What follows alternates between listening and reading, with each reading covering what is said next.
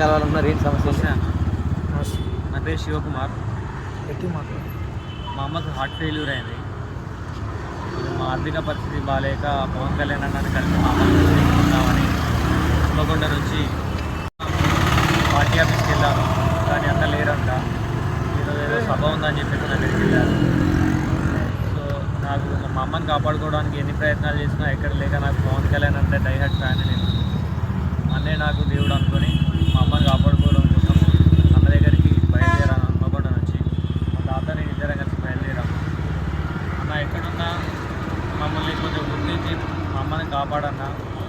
మా ఆర్థిక పరిస్థితి కరెక్ట్ లేదన్నా. నేను హన్మకొండ నుంచి బయలుదేరాను. ఈ వచ్చే దారిలో ఒక 15,000 మంది తలా ఒక 100 రూపాయలు ఇస్తే 15 లక్షల రూపాయలు అవుతాయి. ఆ డబ్బుతో మా అమ్మ సర్జరీ పూర్తయితే మా అమ్మ బ్రతుకుతున్న ఉద్దేశంతోనే హన్మకొండ నుంచి బయలుదేరాను. అన్న జన సైనికులారా, కొంచెం నన్ను గుర్తించి అన్న దగ్గర తీసుకుపోండి. మా మీడియా మిత్రుల మీరు కూడా అన్న దగ్గర తీసుకెళ్ళి మా అమ్మని కాపాడన్నా. దయచేసి పవన్ అన్న ఎక్కడున్నా మా అమ్మని కాపాడన్నా. నన్ను గుర్తించానా, చూసి నన్ను పిలిపించండి. నేను మీ దగ్గరికి ఎలా రావాలో నాకు అర్థం కావట్లేదు. కనీసం ఇలా జన సైనికులు మీరన్నా నన్ను తీసుకెళ్ళండి అన్న.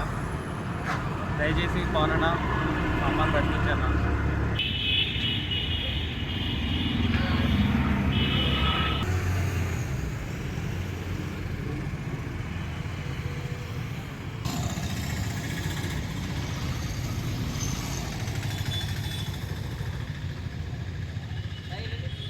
నేను కలవాలన్నారు ఏంటి సమస్య? నమస్తే అన్న, నమస్తే.